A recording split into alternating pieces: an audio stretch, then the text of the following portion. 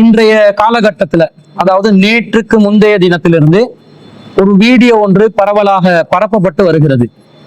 IBC Tamil TV என்று சொல்லக்கூடிய ஒரு யூடியூப் சேனல் ஊடாக, அந்த யூடியூப் சேனலில் சிரேஷ்ட ஊடகவியலாளராக கருதப்படுகின்ற தமிழரசன் என்பவர் ஒரு வீடியோ பதிவை செய்திருக்கிறார். அந்த வீடியோ பதிவுல என்ன போட்டிருக்கிறார் என்று சொன்னா, அதுக்கு தலைப்பு என்ன போட்டிருக்கிறார் என்று சொன்னா, ராசிக்கின் காலடியில் விழுந்த சாரா புலஸ்தினியின் தாயார் கவிதா என்ற தலைப்பிலே ஒரு வீடியோவை அவர் பதிவு செய்துவிட்டு அதுல பலவிதமான விஷயங்களை பேசுகிறார். அதுல குறிப்பாக மிக முக்கியமான பிரதானமான 3 செய்திகளை அவர் பதிவு செய்கிறார். முதலாவது என்ன சொல்கிறார் என்று சொன்னா, சாரா புலஸ்தினியை ராசிக் கடத்தி சென்றார் என்று சொல்கிறார். இரண்டாவதாக, ராசிக் உளவுத்துறையினரிடம் சம்பளம் வாங்கும் ஒரு நபர் என்று குறிப்பிடுகிறார். மூன்றாவதாக, சாரா விஷயத்தில் உளவுத்துறை மற்றும் பாதுகாப்புத்துறை ஏதோ ஒரு சதி செய்துள்ளது என்று பதிவு செய்கிறார். இதுல இந்த 3வது விஷயத்தை பொறுத்தளவுல அது சம்பந்தப்பட்டவர்களும் உளவுத்துறையும் பாதுகாப்புத்துறையும் பார்த்து கொள்ள வேண்டிய ஒரு விஷயம். அதுல நாம் தலையிட விரும்பவில்லை, அது நாம் சம்பந்தப்பட்ட ஒரு விஷயமும் அல்ல. ஆனால் முதல் 2 விஷயத்துல, அதாவது சாரா புலஸ்தினை கடத்தி சென்றது ராசிக் என்பதும், ராசிக் என்பவர் உளவுத்துறையிலிருந்து சம்பளம் பெறுகிறார் என்று முன்வைக்கக்கூடிய அந்த குற்றச்சாட்டுக்கும் நேரடியாக நான் சம்பந்தப்பட்டிருப்பதனால அதற்கு பதிலளிப்பது என் மீது கடமையாகி இருக்கிறது. அந்த அடிப்படையில் பார்த்தால் இந்த வைக்கின்ற குற்றச்சாட்டுகள் சரியானவை தானா? ஐபிசி தமிழ் டிவி என்ற பெயரில் இயங்குகின்ற இந்த யூடியூப் சேனல் ஒரு நியாயமான நடுநிலையான நிலையில் செய்திகளை அலசி ஆராய்கின்றவர்களா, அல்லது பக்கச்சார்பாக ஒரு நியாயமற்ற நிலையில் அநீதியான ஒரு போக்கில் தங்களுடைய செய்திகளை பரப்பக்கூடியவர்களா என்பதை நாம் விரிவாக இன்ஷா அல்லாஹ் பார்ப்போம். அதுல முதலாவதாக அவர் என்ன சொல்கிறார் என்று சொன்னா, சாரா புலஸ்தினி என்பவரை ராசி கடத்தி சென்றார் என்று ஒரு குற்றச்சாட்டை வைக்கிறார். இப்படி ஒரு குற்றச்சாட்டை வைக்கக்கூடிய இந்த ஐபிசி தமிழ் டிவி ஊடகங்களிடம் நாம் என்ன கேட்டுக்கொள்கிறோம் என்று சொன்னா, இதுக்கு நீங்கள் ஆதாரமாக எதனை குறிப்பிட்டீர்கள்? ராசி புலஸ்தினி மகேந்திரன் என்று சொல்லக்கூடிய சாரா புலஸ்தினியை கடத்தி சென்றதாக நீங்கள் சொல்கிறீர்களே, இதற்கு உங்கள் தரப்பிலிருந்து நீங்கள் வைக்கக்கூடிய ஆதாரம் என்ன? ஏதாவது ஒரு வீடியோ பதிவை நீங்கள் ஆதாரமாக காட்டினீர்களா, அல்லது ஒரு ஆடியோ பதிவை நீங்கள் ஆதாரமாக காட்டினீர்களா, அல்லது இந்த விஷயத்துல சம்பந்தப்பட்ட ராசி அதை ஒப்புக்கொண்டதாக ஏதாவது ஒரு ஆதாரத்தை நீங்க காட்டினீங்களா, அல்லது சம்பந்தப்பட்ட சாரா என்பவர் தான் கடத்தி செல்லப்பட்டதாக தகவல் சொல்லக்கூடிய ஏதாவது ஒரு ஆதாரத்தை நீங்கள் முன்வைத்தீர்களா? எதையுமே முன்வைக்காமல் ஒருதலை பட்சமாக தான் தோன்றித்தனமாக நீங்கள் எதை விரும்புறீங்களோ, எதை நீங்கள் யூகிக்கிறீர்களோ அதை ஒரு வாதமாக முன்வைத்து செய்திகளை பரப்புகிறீர்கள். நீங்க சொல்லக்கூடிய இந்த குற்றச்சாட்டுக்கு கடந்த 2019ஆம் ஆண்டு 6ஆம் மாசம் 21ஆம் தேதி நல்லாட்சி அரசாங்கத்தால் நடத்தப்பட்ட ஈஸ்டர் தாக்குதலுக்கான பாராளுமன்ற விசேட தெரிவுக்குழுவின் போது நேரடியாக நாங்கள் சாட்சியம் அளித்து அவர்களுக்கு நாங்கள் வாக்குமூலம் கொடுத்திருக்கிறோம். அதற்கான வீடியோ பதிவை நீங்கள் இப்போது பார்க்கலாம். නැරුණකොට මේ ප්‍රහාරකයන්ගෙන් කිසිම කෙනෙක් ඔබගේ සංවිධානය හිටියේ නැද්ද? සහරා නැරුණාම මේ බෝම්බ ප්‍රහාරකයන් කිසිම කෙනෙක් ඔබගේ සංවිධානය හිටියේ නැද්ද? නෑ, ඒ බෝම්බ ප්‍රහාරයට සම්බන්ධ වුණු පුද්ගලයෙක් හිටියා හස්තුන් කියලා. හස්තුන් කියලා පුද්ගලයා කටුවා පිටිය ප්‍රහාරකයා. එයා 2015 අවුරුද්දේ ඒ සාරා පුලස්තිනී කියන එයාගේ පෙම්වතියත් එක්ක අපේ සංවිධානයට ඇවිල්ලා හිටියා. ඇවිල්ලා ඉස්ලාම් දහම වැළඳ ගන්න ඕන කියලා කිව්වා. එයා වයස 18 සම්පූර්ණ කරලා තියෙන නිසා ඉස්ලාම් දහම වැළඳ ගැනීම හැකියාව තිබෙන නිසා ඉස්ලාම් දහම වැළඳ ගන්නට පුළුවන් කියලා අපි කිව්වා. නමුත් එයා නවාතැන් පාසුකම් ඉල්ලුවා. ඒව අපිට කරන්න බෑ කියලා ඒගොල්ලන්ගේ දෙමාපියන් අපි සම්බන්ධ කරගත්තා. නවාතැන් පාසුකම් දෙන්න බෑ. ඔයගොල්ලෝ විවාහ වුණා නම් ඒක වෙනම කාරණාවක්. කාන්තාවක්ව තියාගෙන අපිට නවාතැන් පාසුකම් දෙන්න බෑ කියලා අපි කිව්වා.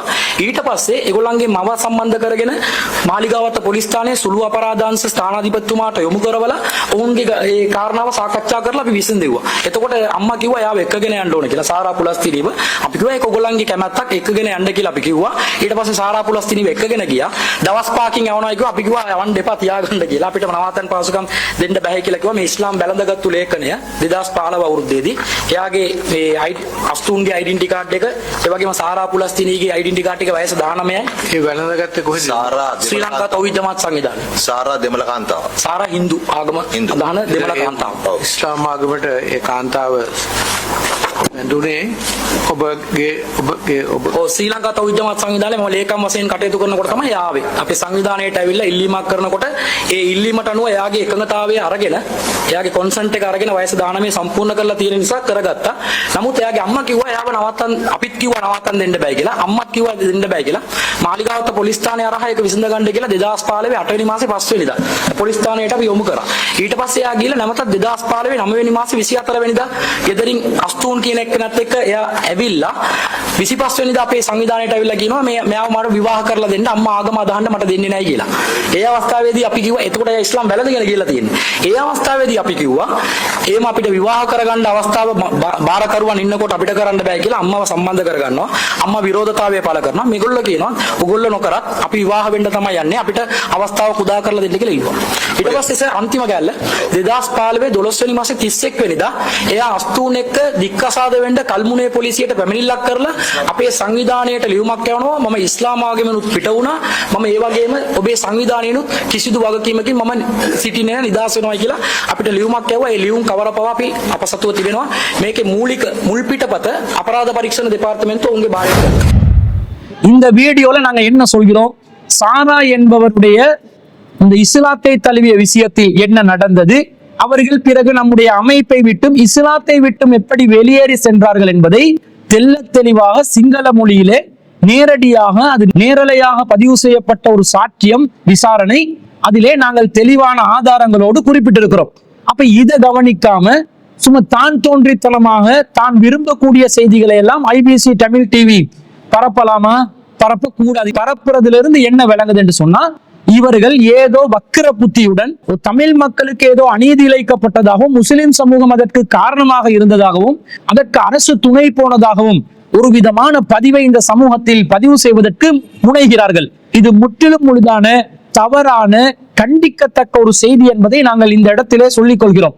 மேலும் அவர்கள் எதை ஆதாரமாக காட்டுகிறார்கள் என்று சொன்னா புலஸ்தினி மகேந்திரனுடைய தாயார் கவிதா அம்மா அவர்கள் 2019 ஆண்டில் நேத்ரா டிவிக்கு வழங்கிய ஒரு பேட்டியை தான் அவர்கள் ஆதாரமாக காட்டுகிறார்கள். கவிதா அம்மாவுடைய அந்த பேட்டியை ஆதாரமாக காட்டக்கூடியவர்கள் என்னுடைய பேட்டி ஒன்று எடுத்து இதில் நீங்க சம்பந்தப்பட்டுள்ளீர்களா என்பதை என்னிடம் இருந்து நேரடியாக ஒரு பேட்டி எடுத்து இரண்டு தரப்புடைய பேச்சுக்களை வைத்து ஒரு மூன்றாவது தரப்பாக நடுநிலையாக இருந்த ஒரு முடிவை அறிவித்திருக்க வேண்டுமா இல்லையா? அதை செய்வதற்கு இவர்கள் தவறிவிட்டார்கள் வேண்டும் என்ற திட்டமிட்டு ஒரு தரப்பினுடைய விசாரணை எடுக்கவே கூடாது, மறுதரப்பினருடைய தாங்கள் நினைக்கக்கூடிய கருத்தை மட்டும் பதிவு செய்யணும் என்பதற்காகத்தான் இவர்கள் முயற்சி செய்கிறார்கள் என்பது இதன் மூலம் நிரூபணமாகிறது. பக்கச்சார்பான நடுநிலையற்ற அநியாயமான ஒரு ஊடகமாக இந்த ஐபிசி தமிழ் டிவி ஊடகம் செயல்பட்டிருப்பதை பார்க்கிறோம். அவங்க எந்த காணொளியை ஆதாரமாக காட்டுகிறார்களோ அந்த காணொளியிலாவது சாரா புலஸ்தினியை கடத்தி சென்றது கவிதா அம்மாவுடைய ஒரு பேட்டியை சொல்றாங்களா இல்லையா? அந்த பேட்டியில கூட சாரா புலஸ்தினியை கடத்தி சென்றது ஸ்ரீலங்கா தௌஹீத் ஜமாத்தின் செயலாளராக இருந்த ராசிக் தான் என்று கவிதா அம்மா சொல்கிறார்களா? இல்லை. அதற்கு மாற்றமாக புலஸ்தினி மகேந்திரனை கடத்தி சென்றது அஸ்தூன் என்பவன் தான் என்று கவிதா அம்மா தெளிவாக வாக்குமூலம் அளிக்கிறார்கள். அந்த காணொளியை நீங்கள் இப்போது பாருங்கள். புலோஸ்தினி என்றது என் மகள் வந்து புலோஸ்தினி இப்போதைக்கு காணாம போயிருக்கிறா. என் மகளை வந்து முன்னாடி வந்து என் மகளை வந்து இவனுகள் வந்து கலத்திட்டு சமயம் மாத்தி என் பிள்ளைய என் மகள் வந்து சுத்த இந்து, அவள் வந்து சமயத்தை மாத்தி முஸ்லிமுக்கு மாத்தி மெயின்ட மாத்தி என் பிள்ளைய கலத்திட்டு போய்த்தான் கஸ்துன்றவன். அதுக்கப்புறம் அவள் ஏஎல் படிக்கிறதுக்கு வந்து களுவாஞ்சிக்குடி பற்றுறுப்பு மகாவித்தியாலயத்துக்கு படிக்க போனவ. அதுக்கப்புறம் அவ வந்து இது என்ன கழுமுனைக்கு வந்து அவ கிளாஸுக்கு போன சமயம் தான் இவன் அந்த புள்ளைய கலத்திட்டு போனவன். அதே சமயம் அங்கேயும் வந்து கலத்திட்டு போயிட்டான் அந்த புள்ளைய. அப்ப தெல்ல தெளிவாக எனது மகள் புலஸ்தினியை கஸ்தூன் என்பவன் தான் கடத்தி சென்றான், இவன் இந்த புள்ளைய திரும்ப ஒருக்க கடத்தி சென்றான், சமயம் மாத்தினதெல்லாம் அஸ்தூன் தான் என்று ஐபிசி தமிழ் டிவி எந்த நேத்ரா டிவியின் வீடியோவை பேட்டியை ஆதாரமாக எடுத்து முன்வைக்கிறார்களோ அந்த காணொளியில தெளிவாக குறிப்பிட்டிருக்கும் பொழுது அதை அப்படியே மூடி மறைச்சி சொந்த கருத்தாக இல்லாத ஒன்று இட்டு கட்டி காழ்ப்புணர்வுடன் குரோதத்துடன் வக்கிரத்துடன் ஐபிசி டிவி தமிழ் ஊடகவியலாளர் சிரேஷ்ட ஊடகவியலாளராம் தமிழரசன் என்பவர் என்ன சொல்கிறார்? ராசி கடத்தி சென்றார் என்று சொல்கிறார். மகேந்திரன் கவிதா அவர்கள் தேத்தா டிவியை சேர்ந்தவர் கூறுகின்றார், புலோசினியை கடத்தி கொழும்புக்கு சென்றார்கள். அவருடைய மகள் காப்போத்து சாதாரண பரீட்சையில் நல்ல சித்தி அடைந்ததுடன் திருப்பு மத்திய மகா வித்தியாலயம் அல்லது இன்றைய நாளில் தேசிய பாடசாலை இருக்கக்கூடியவற்றில் அவர் கல்வி பயின்றார். பின்னர் அவர் இவ்வாறான சூழ்நிலையில் கடத்தி செல்லப்பட்டார். கொழும்புக்கு கடத்தினார். ராசிக் தான் அவரை கடத்தி சென்றார் என்று கூறுகின்றார். எந்த அளவுக்கு ஒரு அநியாயமான போக்கு! உங்களுடைய சமூகத்துக்கு ஒரு பாதிப்பு இருப்பதனால் அந்த பாதிப்புக்காக வேண்டி நாங்கள் நியாயம் கேட்க போகிறோம் என்ற நோக்கத்திலே நீங்கள் இதை பேசுவதாக இருந்தால் உங்களுடைய அந்த பேச்சில், அந்த அறிக்கையில் ஞானமான ஒரு பார்வை இருக்க வேண்டுமா இல்லையா? எது ஆதாரமா காட்டுறாங்களோ அதுல இல்லாத ஒன்றை உள்டாவாக மாத்தி அஸ்தூன் கடத்தி சென்றதாக கவிதா அம்மா சொல்லும் பொழுது ராசிக் கடத்தி சென்றார் என்ற ஐபிசி தமிழ் டிவி இங்கே பகிரங்கமாக இத்தனை கோடி மக்கள் மத்தியிலே அதை பரப்புகிறார்கள் என்று சொன்னா எப்படிப்பட்ட ஒரு அயோக்கியத்தனமாக இருக்கு. ஊடக அயோக்கியத்தனத்தை இந்த ஐபிசி தமிழ் டிவி செய்திருப்பதை நாங்கள் இதன் மூலம் தெள்ளத் தெளிவாக நிரூபணம் ஆகுகிறது. அப்ப இதுல உங்களோட நியாயம் இல்லை. ஒரு செய்தியை பதிவு செய்யறாங்க, தன்னுடைய இனத்துக்காக ஒரு நியாயம் கிடைக்க வேண்டும் என்று நினைத்து இன்னொரு இனத்தவரில் இன்னொரு சமூகத்தை சேர்ந்த ஒருவருடைய தலையில் அபாண்டமாக அவதூறாக இட்டுக்கட்டி பழி சுமத்தும் ஒரு நிலையில் நீங்கள் போராடினால் உங்களுடைய அந்த கோரிக்கைகளுக்கு, போராட்டத்துக்கு நியாயம் கிடைக்குமா? இப்படிதான் உங்களுடைய எல்லா போராட்டங்களும் அமைந்திருக்கிறது. காலங்காலமாக தமிழ் இனத்துக்காக எதை நீங்கள் போராட்டமாக செய்கிறீர்களோ அந்த போராட்டத்தில் உங்கள் தரப்பில் நியாயமான ஒரு அணுகுமுறை இல்லை. பக்கச்சார்பு, தனக்கு தான் தோன்றிய முடிவுகள், தனக்கு எது தேவை அந்த நேரத்தில் தேவையானவர்களை பயன்படுத்திக் கொள்வது, தேவையில்லாத போது கைவிட்டு விடுவது. அதே நேரத்தில் ஒரு முஸ்லிமை, ஒரு துலுக்கனை எப்படியாவது கருவறுப்பதற்கு வாய்ப்பு கிடைத்தால் கால் ரெண்டையும் தலைக்கு மேல் போட்டுக்கொண்டு துள்ளி குதிப்பதுதான் உங்களுடைய போங்காக இருப்பது இதன் மூலம் தெரிகிறது. இந்த ஊடக அராஜகத்தை நாங்கள் வன்மையாக கண்டிக்கிறோம்.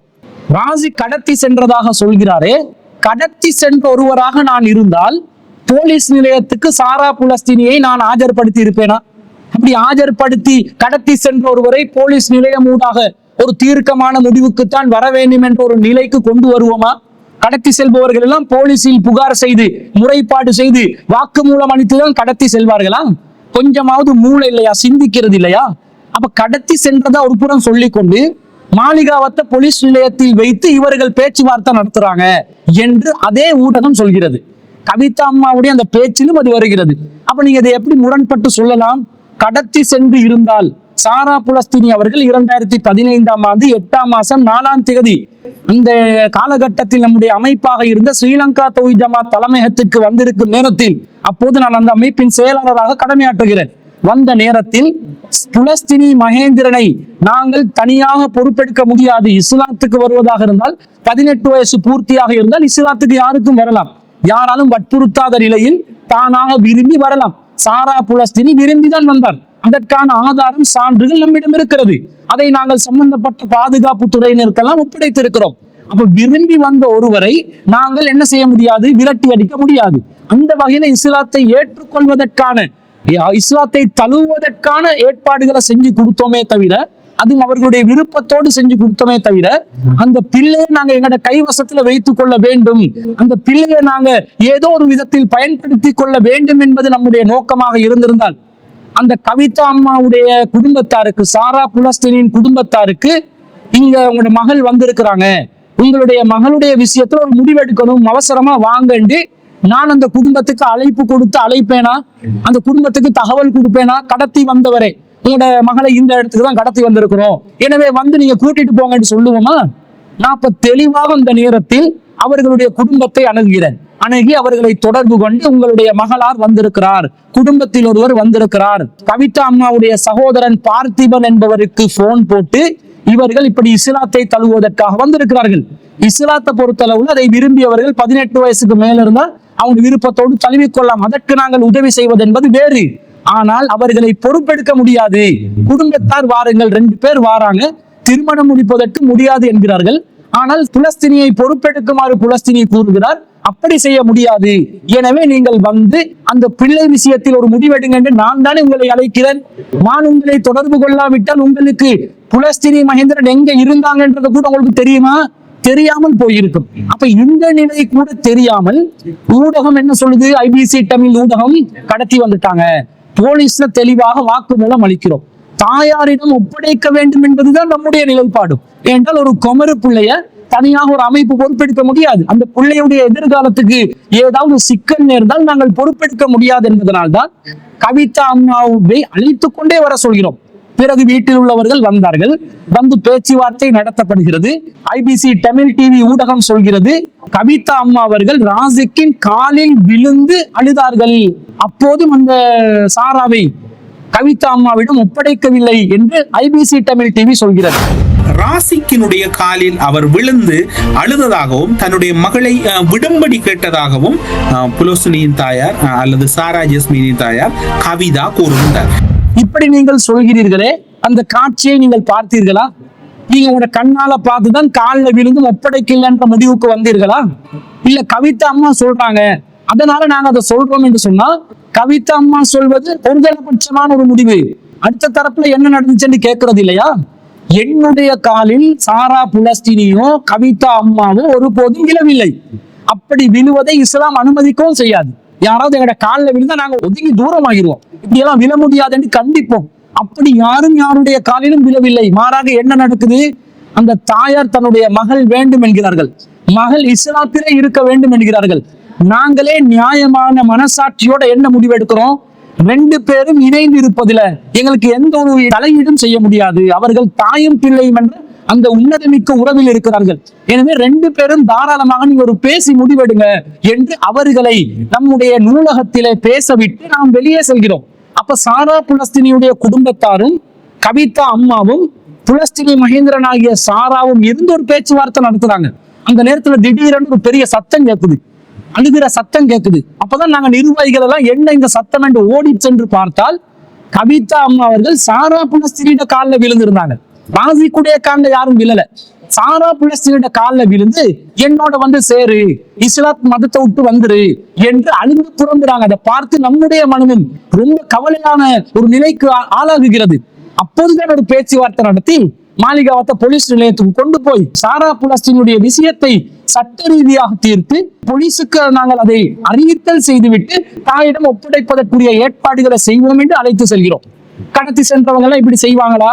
கடத்தி செல்றவங்க எல்லாம் இப்படி போலீஸா அனுப்புவார்களா? அந்த குடும்பத்தாரோட ஒரு நல்ல முடிவு எடுக்கட்டும் என்று பேச்சுவார்த்தைக்கு இடம் கொடுப்பார்களா? மொத்த வரலாறையும் குழி தோண்டி புதைத்து அநியாயமாக ஒருதலை பட்சமாக மறுதரப்பினுடைய நியாயங்களை கேட்காம இப்படி குண்டக்க மண்டக்க உளறு கட்டுகிறீர்களே, உங்களுடைய ஊடகத்தை இனிமேல் மக்கள் நம்புவார்களா? இப்படி பொய்யும் புரட்டும் அண்ட புழுகுகளையும் அவிழ்த்து விடக்கூடிய ஊடகமாக செயல்படக்கூடிய இந்த ஐபிசி தமிழ் டிவி ஊடகத்தை நாங்கள் இந்த விஷயத்திலே வன்மையாக கண்டிக்கிறோம். இன்னும் சொல்ல போனால், ஒரு தாயிடம் அந்த மகளை நாங்கள் ஒப்படைத்து விடுகிறோம். அந்த மகள் சொல்கிறார் 5 நாட்களுக்கு மாத்திரம் செல்வேன் என்று. தாய் கேட்கிறார் 15 நாட்களுக்கு வருமாறு கேட்கிறார். என்னிடம் மாளிகாவத்த போலீஸ் நிலையம் வாக்குமூலம் கேட்கின்ற இடத்தில் நான் என்ன சொல்கிறேன்? காலாகாலத்துக்கு நீங்க கொண்டு போங்க, எங்களுக்கு எந்த பிரச்சனையும் இல்லை. இஸ்லாத்தை தழுவுவது என்பது வேறு, ஒரு பெண்ணை பொறுப்பெடுப்பது என்பது வேறு. இது பொறுப்பெடுக்கிற வேலை நமக்கு செய்ய முடியாது. அவங்க தாராளமாக தாயுடன் இருக்கட்டும் என்றுதானே அவர்களிடம் ஒப்படைக்கிறோம். அப்போ உங்ககிட்ட ஒப்படைத்த பிறகு மீண்டும் 9ஆம் மாசம் 25ஆம் தேதி வீட்டுல இருந்து அவங்க என்ன செய்யறாங்க? ஓடி வர்றாங்க. ஆரம்பத்துல ஹஸ்டூன் என்பவனுடன் 8ஆம் மாசம் 4ஆம் தேதி ஓடி வர்றாங்க.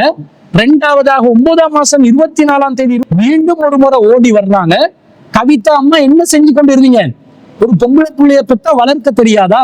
அந்த பொம்பளை பிள்ளைய ஒரு கட்டுப்பாடோட வளர்ப்பதற்கு நீங்கள் தவறிவிட்டு ஏற்கனவே ஒரு தடவை அவ வீட்டை விட்டு ஓடி போயிட்டா, போலீஸ் மூலமாக மகளை மீண்டும் ஒப்படைக்கப்பட்டிருக்கிறது. 2வது தடவை நீங்க யோசிச்சு உங்க கட்டுப்பாடு அந்த பிள்ளைய வளர்க்கணுமா இல்லையா? அவங்க வைத்தியசாலைக்கு போனாங்களா, டாக்டர் அப்பாயின்மெண்ட் எடுத்தாங்களா, திரும்பி வந்து பார்த்தாங்களா, புலஸ்தீனிய காணமா, மீண்டும் ஓடிட்டாங்களா? நல்ல கதை விட்டுறீங்களே. தன்னுடைய மகளை வளர்ப்பதற்கு கவிதா அம்மா தவறிவிட்டு அடுத்தவர்கள் கடத்தி சென்றார்கள் என்று குற்றச்சாட்டு வைப்பது எந்த வகையில் நியாயம்? என்ன மனசாட்சி? முழுக்க முழுக்க வெளிநாட்டுல வாழ்க்கையை கழிக்கிறது, தன்னுடைய பொம்பளை பிள்ளைய யாரோ ஒரு குடும்பத்தில் ஒருத்தர் கிட்ட ஒப்படைக்கிறது, என்ன நடக்குது ஏது நடக்குதுன்றது கவனிக்கிறது இல்லை. ஓடி போனவங்க எவன் எடுத்துட்டு ஓடினானோ, எவன் வந்து அவங்களுக்கு அடைக்கலம் கொடுத்தாங்களோ அவங்க மேல அவதூறு அள்ளி பரப்புறது, குற்றச்சாட்டை சுமத்துறது, இதுதான் உங்களுடைய நிலையாக இருக்கிறது. எனவே இந்த விஷயத்துல எந்த கடத்தலும் நடக்கவில்லை. இது சம்பந்தப்பட்ட அனைத்து பாதுகாப்பு தரப்பு சட்ட ரீதியான தரப்புகளிடம் நாங்கள் தெளிவான ஆதாரங்களுடன் வாக்குமூலங்களை ஒப்படைத்து விட்டோம். 2015ஆம் ஆண்டு 12ஆம் மாதம் 31ஆம் தேதிக்கு பிறகு புலஸ்தீனி மகேந்திரனுடைய கைப்பட எழுதிய கடிதத்தில் நான் இஸ்லாத்தை விட்டும் இந்த இயக்கத்தை விட்டும் வெளியேறுகிறேன், ஸ்ரீலங்கா தௌஹீத் ஜமாத்துடன் எனக்கு தொடர்பில்லை, இஸ்லாத்துக்கும் எனக்கும் சம்பந்தம் இல்லை என்று பிங்கர் பிரிண்ட் கைரேகை பதிவு செய்து கையொப்பமிட்டு ஒரு கடிதத்தின் மூலம் தந்த பிறகு சாரா புலஸ்தீனியுடைய தொடர்புகள் நமக்கு எந்த வகையிலும் இல்லை, அவருக்கும் நமக்கும் எந்த தொடர்பும் இல்லை என்பதை எத்தனை தடவைகள் நாங்கள் ஊடகங்களில் பதிவு செய்திருக்கிறோம். மீண்டும் மீண்டும் ஏன் சீன்றீங்க? உங்களுக்கு வேண்டும் யார் மேலேயாவது பழிய போட்டுறணும், அநியாயமா உங்களை யாராவது மேல பழிய போட்டு நாங்க தமிழினம் பாதிக்கப்பட்டு விட்டார்கள் என்ற ஒரு குற்றச்சாட்டை வச்சு அனுதாபத்துல தமிழ் டயஸ்போராவின் டாலர்களை அப்படியே அள்ளி எடுக்கணும், எச்ச காசுக்கு பிச்சை எடுக்கணும் என்ற நோக்கம் தான் உங்களிடம் இருக்கிறது. இரண்டாவது குற்றச்சாட்டு, ஐபிசி தமிழ் ஊடகம் என்ன சொல்றாங்க? ராசிக் புலனாய்வு பிரிவில் சம்பளம் பெற்றார் என்று கூறுகிறார்கள். அந்த வீடியோ பதிவை பாருங்க.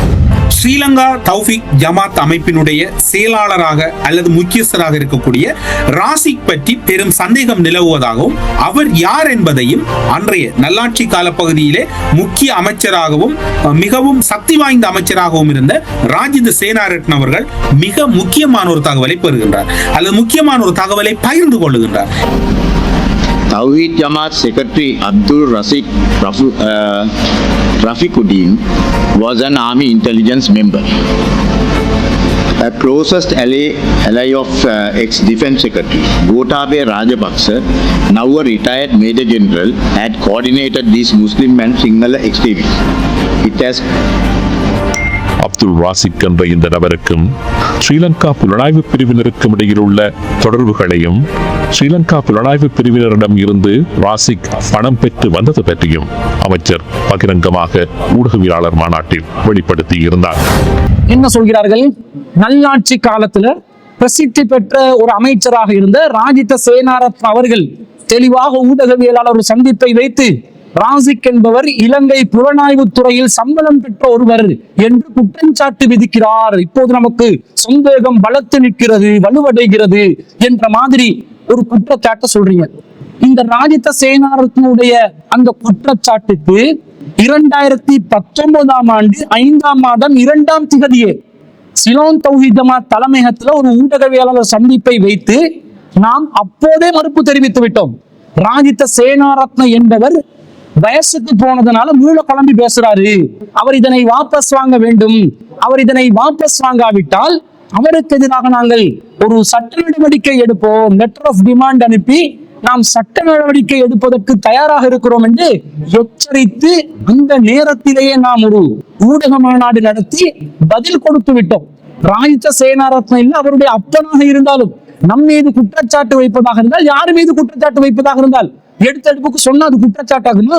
நான் சொல்கிறேன், இந்த தமிழரசன் என்பவர் சிரேஷ்ட ஊடகவியலாளர் என்று தன்னை அழைத்துக் கொண்டிருக்கக்கூடியவர், இவர் தெல்ல தெளிவாக ISIS உடன் தொடர்பில் இருக்கிறார் என்று நான் சொன்னால் நீங்கள் ஏற்றுக்கொள்வீர்களா? முஸ்லிம் தீவிரவாதிகளுடன் தொடர்பில் இருந்து முஸ்லிம்களுக்கும் தமிழர்களுக்கும் மத்தியிலே ஒரு போர் முனையை ஏற்படுத்துவதற்காகத்தான் இவ்வாறு வீடியோ பேசுகிறார் என்று நான் சொன்னா ஒத்துக்கொள்வீர்களா?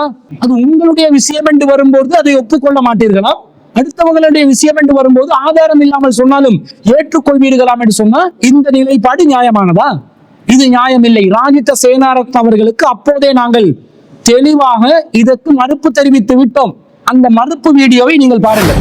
ජාතික තෞහීද් ජමාත් සංවිධානයේ ලේකම් අබ්දුල් රාසික් කියලා. සෞඛ්‍ය අමාත්‍යතුමාට ඒ වයස්ගත වීමේ ප්‍රශ්නයක්ද කියලා මම දන්නේ නැහැ. ජාතික තෞහීද් ජමාත් සංවිධානයත් එක්ක අපට කිසි ගනුදෙනුවක් නැහැ. එම නිසා ජාතික තෞහීද් ජමාත් කියන්නේ වෙනම එකක්. මේ සිලෝන් තෞහීද් ජමාත් කියන එක වෙනම එකක්. ඊළඟට බුද්ධියංශ වාර්තාව කියලා වාර්තාවක් සඳහන් කරනවා ගෝඨාභය රාජපක්ෂ හිටපු ආරක්ෂක ලේකම්ගේ මම හිතවතෙක් වශයෙන් කටයුතු කරා. ජාතික ආරක්ෂක ආයතනයේ NIB ආයතනයේ මම බුද්ධියංශ ආයතනයෙන් වැටුප් ලැබපු සේවකයෙක් කියලා කියනවා. මේවාට එතුමා සාක්ෂි සාධක ඉදිරිපත් කරන්නට ඕන. ගෝඨාභය රාජපක්ෂව මූණට මූණවත් එක දවසකවත් මම දැකලා නැහැ. එම නිසා නීති උපදේශකවරු සමග සාකච්ඡා කරලා එන්තර වාසියක් යවලා நீதிமய கிரியாமார்ග ගන්න සාකච්ඡා කරමින් සිටිනවා. அதே நேரத்துல வேடிக்கை என்ன தெரியுமா? அப்ப சட்ட நடவடிக்கை எடுக்க போறதா சொன்னீங்களே, எடுத்தீர்களா என்று ஒரு கேள்வி கேட்கலாம். சட்ட நடவடிக்கைக்காக நாம் தயாராக இருக்கின்ற நேரத்தில் என்ன நடக்குது? அந்த நேரத்தில் தௌஹீத் ஜமாத்துக்கு எதிராக களம் கண்ட, தௌஹீத் ஜமாத்துக்கு எதிராக போராடிய இன்னும் ஒரு சமூக துரோகியாக செயல்பட்ட அசாத் சாலி என்பவன் என்ன செய்தான்? பாராளுமன்ற தெரிவுக்குழுவில் சென்று அப்துல் ராசிக் உட்பட 26 பேருக்கு பாதுகாப்புத்துறை, உளவுத்துறை சம்பளம் கொடுத்திருக்கிறது என்ற ஒரு குற்றச்சாட்டை முன்வைக்கிறார். அதே பாராளுமன்ற தெரிவுக்குழுவிடம் அசாத் சாலி என்ற சமூக துரோகி அந்த குற்றச்சாட்டை முன்வைக்கின்ற நேரத்தில் அதே ராஜித சேனாரத்ன அவர்கள் அதை திருத்துகிறார். அது ராசிக் அல்ல, ஜாரான் மற்றும் இன்னும் 26 பேருக்கு என்று திருத்துகிறார். அவர் திருத்தின அந்த வீடியோவை இப்போது பாருங்கள். අපිට දැනුම් තියෙනවා නොයෙකුත් වාර්තා තිබෙනවා ඒ වෙනකොට සහරාන් අපේ රාජ්‍ය බුද්ධි අංශයේ සල්ලි ගෙවන ඒ සල්ලි කියන 26 දෙනෙක්ගේ ඔය කල්ලි 26 දෙනෙක්ගෙන් එක්කෙනෙක් බව සමුනාති දන්නවා. සහරාන් ගැන ඒතර නමක් ලැබිලා තිබුණේ නැහැ. SLTJ එකේ අබ්දුල් රාසික්ටයි 26 දෙනෙකුට ගෙවනවා කියන තමයි නිවුස් එක එලා තිබුණේ. සහරාන්ගේ ඒ නිවුස් එකේ තියුණානේ. ඒ නිවුස් එක පළ කරා dailymirror.lk කියන එක. කරපු හැටි එදා හිටපු ආරක්ෂක ලේකම්වරයා වහම උන්ට බැනලා ඒක ඉවත් කරගන්න එක ඔය පෝස්ට් එක. ඒ පෝස්ට් එක අපිට හමු වුණා. ඒකේ තියෙන සහරාන් ඇතුළු 26 දෙනෙකුට සල්ලි ගෙවනවා. அவர் திருத்தின காரணத்தினால் அவருக்கு சட்ட நடவடிக்கை எடுக்கிறதை விட்டுட்டு அவர் திருத்தி விட்டார். எந்த நல்லாட்சியின் பிரதான அமைச்சர் உளவுத்துறையிடம், பாதுகாப்புத்துறையிடம் ராசிக் என்பவர் சம்பளம் பெற்றிருக்கிறார் என்று குற்றச்சாட்டு வைத்தார்களோ அதே பிரதான அமைச்சர், அதே ஒரு நல்லாட்சியின் முக்கிய ஒரு அமைச்சராக இருந்த ராஜித் அவர்கள் அதை வாபஸ் வாங்குகிறார் என்று சொன்னா, ஏன் வாபஸ் வாங்கின செய்தியை நீங்க போடல? அது ராசிக் அல்ல, ஜஹரான் தான் என்று அவர் சொன்ன செய்தியை ஏன் IBC தமிழ் டிவி நீங்கள் உங்களுடைய ஊடகத்தில் பதிவு செய்யவில்லை? ஒருதலை பட்சம், சுயநலத்துக்காக வேலை செய்வது, யார் மீதாவது பழி தீர்த்து பழி போட்டுக் கொண்டு நம்முடைய கோரிக்கை நிலைநிறுத்தப்பட வேண்டும் என்ற ஒரு அநியாயமான எண்ணோட்டம், இதுதான் உங்களுடைய நோக்கமாக இருக்கிறது. நான் இறுதியாக எச்சரிக்கை செய்கின்றேன். IBC தமிழ் டிவி என்ற இந்த ஊடக நெட்வொர்க் அனைவருக்கும் எச்சரிக்கை செய்கின்றேன். நீங்கள் சொல்லுகின்ற செய்திக்கு ஆதாரத்தை நீங்க காட்டணும். அப்துல் ராசிக் தான் கடத்தி வந்தார் என்பதற்கு நீங்கள் ஆதாரம் காட்ட வேண்டும். அப்துல் ராசிக் உளவுத்துறையிடமிருந்து சம்பளத்தை பெற்றுக் கொண்டார் என்பதற்கு நீங்கள் ஆதாரத்தை காட்ட வேண்டும். அப்படி ஆதாரத்தை நீங்கள் காட்டாத பட்சத்துல இன்னும் 14 நாட்கள் நாங்கள் இதற்கு நீங்கள் ஆதாரத்தை சமர்ப்பிப்பீர்களா இல்லையா என்பதை பார்த்து கொண்டிருப்போம். இல்லாவிட்டால் கண்டிப்பாக உங்களுக்கு எதிராக நம்முடைய சட்ட தரணிகளுடன் ஆலோசனை செய்து உங்களுக்கு எதிராக சட்ட நடவடிக்கை எடுப்பதற்கு நாங்கள் தயங்க மாட்டோம் என்பதை இறுதி எச்சரிக்கையாக சொல்லிக்கொண்டு, புலஸ்தினி மகேந்திரனுடைய விஷயத்துல இஸ்லாத்தை ஏற்றுக்கொண்டதற்கு நாங்கள் அவர்கள் விரும்பி வந்ததனால் அதற்கு யாரு வந்தாலும் இஸ்லாத்தை நோக்கி, புலஸ்தினி மகேந்திரன் அல்ல, இந்த நாட்டின் ஜனாதிபதி இஸ்லாத்தை ஏற்றுக்கொள்ள வேண்டும் என்று வந்தாலும் அவர்களுக்கு இந்த இஸ்லாத்தின் அடிப்படை கொள்கையை எத்தி வைப்பது, அந்த உறுதியான இஸ்லாத்தின் கொள்கைக்காக சாட்சியம் புகுவது ஒவ்வொரு முஸ்லிமின் மீது கடமை என்ற வகையில அந்த வேலையை நாங்கள் செய்வோம். அது எங்கள் மார்க்கத்தில் உள்ள ஒரு கடமை, அதை நாங்கள் நிறைவேற்றுவோம். அதே நேரத்துல இந்த கடத்தி செல்ற வேலை, ஆக்கள் சேர்க்கிற வேலை, இந்த மாதிரி தீவிரவாத செயற்பாடுகள்ல ஈடுபடுற வேலை எந்த ஒரு சந்தர்ப்பத்திலும் அன்றைய ஸ்ரீலங்கா தௌஹீத் ஜமாத்தில் இருந்து நாங்கள் பணிபுரியும் போதும் சரி, இன்றைய சிலோன் தௌஹீத் ஜமாத் என்ற அமைப்பில் இருந்து நாங்கள் செயலாற்றும் போதும் சரி, ஒருபோதும் நாங்கள் பயங்கரவாதத்திற்கும் தீவிரவாதத்திற்கும் ஆதரவு தெரிவித்ததே இல்லை. அதே நேரத்துல வெளிநாட்டுக்காரன் காசுக்கு பல்லடிச்சு கொண்டு, டாலர்களுக்கு பல்லடிச்சு கொண்டு பிச்சை காசை பெற்றுக் கொள்வதற்காக வேண்டி யார் மீதும் பொய்களையும் அவதூறுகளையும் அழித்திருப்பவர்களும் நாங்கள் அல்ல என்பதை இந்த இடத்திலே ஆணித்தரமாக நாங்கள் பதிவு செய்து கொண்டு, உங்களுடைய ஆதாரங்களை நீங்கள் சமர்ப்பிக்காவிட்டால் அல்லது இந்த வீடியோவில் உள்ளதை நீங்கள் வாபஸ் வாங்காவிட்டால் உங்களுக்கு எதிரான சட்ட நடவடிக்கைகளும் மேற்கொள்ளப்படும் என்பதையும் எச்சரிக்கையாக விடுத்துக் கொண்டு இந்த விஷயத்துக்கு இதை பதிலாக நாங்கள் பதிவு செய்து கொள்கிறோம்.